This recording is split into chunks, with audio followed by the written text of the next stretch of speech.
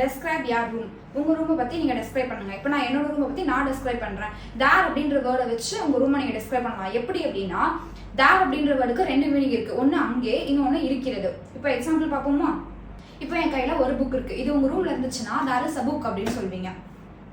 இப்போ என் கையில் 2 புக் இருக்குது. இதே உங்கள் ரூமில் 2 புக் இருந்துச்சுன்னா there are 2 books அப்படின்னு சொல்வீங்க. இதே உங்கள் ரூமில் ஒரு சோஃபா இருக்குது. எதை எப்படி சொல்வீங்க? there is a sofaன்னு சொல்வீங்க. ஒரு டைனிங் டேபிள் இருந்துச்சுன்னா there is a dining table அப்படின்னு சொல்வீங்க. அதை சுற்றி 4 சேர் இருந்துச்சு அப்படின்னா there are 4 chairs அப்படின்னு சொல்வீங்க. இதை இப்படி மாற்றியும் சொல்லலாம். a book is there அப்படின்னு சொல்லலாம். 2 books are there அப்படின்னு சொல்லலாம். அதாவது there is a book அப்படின்னா ஒரு புக் இருக்கிறதுன்னு அர்த்தம்.